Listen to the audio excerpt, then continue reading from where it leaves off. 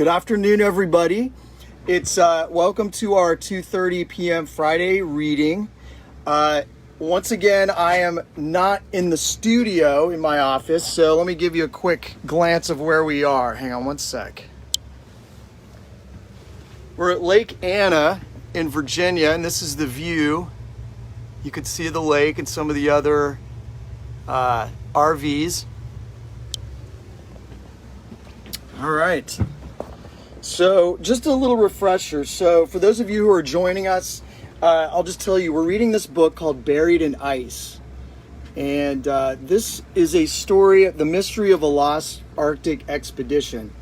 So in 1845, Sir John Franklin and his two ships went to find a passage through the northern part of the world to Asia. But what happened is, because it was so far north in the Arctic, they got locked in ice. So nowadays, that's not really a problem because the warming planet, actually the oceans open up there all summer. But back then, they were not as lucky. So anyway, we are, it's kind of, they're focusing on two of the characters. We have, let's see, Luke and John. And so we're going to go ahead and start. So they're on the ship now, and they're en route to what's called the Northwest Territory, which goes through northern Canada. All right, so we're going to go ahead and get started. Well, actually, one other thing I'll show you. So Sir John Franklin is the captain of the ship, and he is, and this is what his quarters look like. So he had a much nicer place to stay on the ship than all the other sailors. They were all packed in on like bunk beds. So anyway, we'll go ahead and get started here. So remember, one of the names of the ship, the names of one of the ships is the Terror. 2 nights later, the Terror lurched and rolled off the coast of northern Scotland as Luke and John wandered through the lower deck searching for a place to sling their hammocks. Not quite a floating palace, Luke thought. Somewhere in the ship, he knew, officers were pouring each other another glass of wine, but for the crewmen, the evening brought only a nightly search for a place to sleep. Remember, these ships back then were much smaller than the ones today, so don't think of like a cruise ship. These were way smaller. When I'm an officer, I'll have my own cabin, John said crossly as he pushed his way past another sleeping sailor. They say that Sir John has huge quarters on the Erebus, but I would settle for Captain Crozier's cabin. No fuss for me. So that's the name of the other ship, is the Erebus. In the forward mess, several other men were already sleeping. In the dim light of his candle, John found a spot between two benches. Luke gazed around at the lumpy dark shapes of sailors swaying rhythmically in the heavy seas. There was a spot over in the corner beside Thomas Burt, the ship's armorer. So he makes the weapons, provides the body armor and the weapons. If he could attach one end of his hammock to Bert's hook, there would be room for him. Luke carefully leaned over Bert's head to reach the hook. As he did, a sudden sharp lurch of the ship made him lose his footing and brought him staring into the angry eyeballs of the burly man. "Here, watch it, boy!" Luke scrambled into his hammock and turned his back to Bert's glare. But he couldn't sleep. The creaking of the Terror's beams was bone-jarring. Luke lay on his back, staring up at the deck beams and trying to pretend he was back in his familiar bed at home. He thought it was his imagination at first. There was an itchy feeling on his head. He reached up and felt his hair, then something furry and a long, leathery, snake-like tail. Guess what it is? Ow! Something nipped his hand. He sat up and heard the dull thud of a rat hitting the floor and then scurrying away. Luke sighed. John had warned him about the rats that invaded every nook and cranny of the ship. John said they would chew the clothes right off your body if you let them. After a while, his friend explained you could feel the telltale vibration their feet made, the rats, as they climbed down the ropes of the hammock towards your head, and soon you learn how to swipe them off the rope without even waking up. Luke shivered at the thought. It was going to be a long night. And this is just a drawing, so you could see poor Luke and the rats.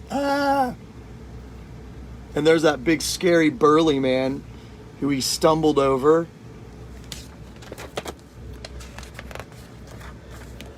He didn't know how long he had been sleeping before a spine-chilling howl jolted him awake.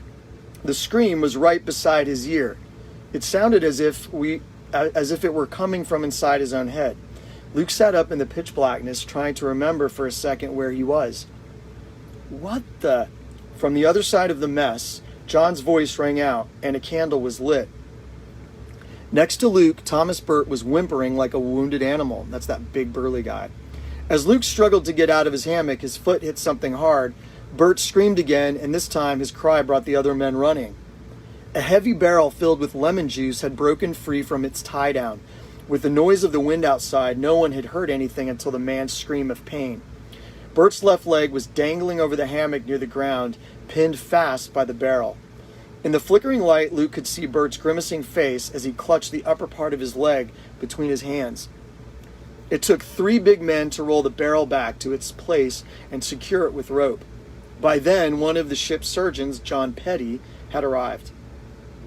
As Luke and the others looked on silently, the doctor quickly took his surgical scissors out of his bag and cut apart Bert's trouser leg. When Petty gently peeled back the trousers, Luke could see the mangled and bloody leg beneath.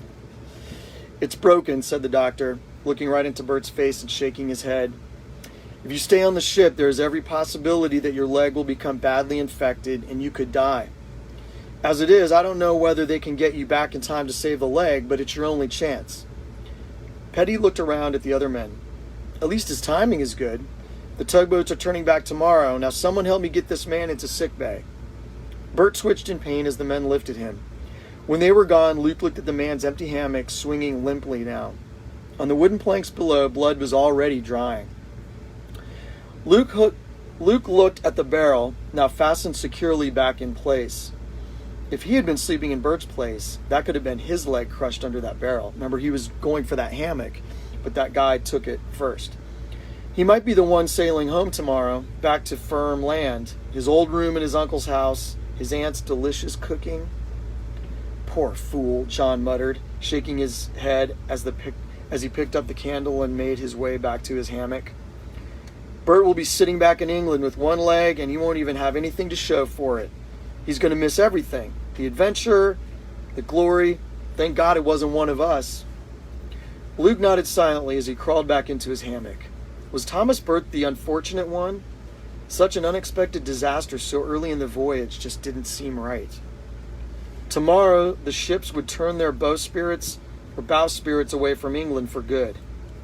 Luke wished he felt more sure that they would be coming back. So let me show you. So real quickly, so the barrel, what's in the barrel? It's lemon juice. Why would they have lemon juice in a barrel? I don't know if they said it earlier in this book, but a lot of times sailors would get scurvy, which was a disease that would cause their gums to bleed, lose teeth, and eventually they would die from it. And what caused it was the lack of vitamin C. Lemons have a ton of vitamin C. So that's why they would bring the lemon juice with them so they could have some vitamin C and prevent getting scurvy. All right, anyway, let me show you a couple of pictures. This one is of a medicine chest that was found near a boat abandoned by Franklin's men. It still contained many of the powders and pills the ship's doctors would have prescribed for ill sailors. So this is an actual artifact that they found. You can see the different bottles and the old writing up there.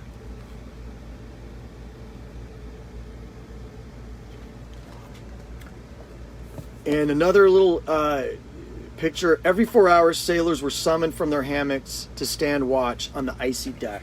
And this is just a little drawing right here. So it's like you just get to sleep, and then all of a sudden they wake you up to go watch the deck. And this is a painting here I'm going to show you. Franklin was not the first man to take the Erebus and Terror into polar waters to find that Northwest Passage. In 1839, Sir James Clark Ross sailed the 2 ships to Antarctica. And Antarctica is in the South Pole. In the south. The Arctic is where Franklin and his ships are going, and that's through the north, above Canada, or through Canada. And this is what that painting looks like.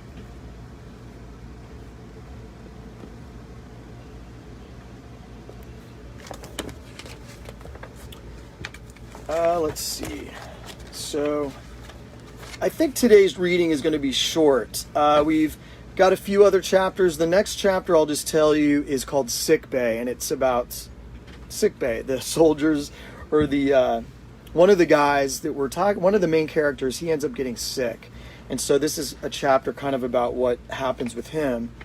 And yeah, so we'll just stop there. So next week I'll start fresh with a new chapter. It's chapter 3 called Sick Bay. And real quickly, if you all missed it today, you can find this on my Sean Forschler Realtor page on Facebook, or go to my YouTube channel. Just Google Sean Forschler YouTube, and it is under I have a playlist. It's called Children's Weekly Reading Corner. So you can go to that and look for that video. This video from today will be posted probably on Monday. So sorry it's a short reading today, but I hope you all enjoyed it, and get excited for next week to find out what happens in the sick bay and with our main characters. I hope you guys have a great weekend. Be safe, and I will see you next week. Bye.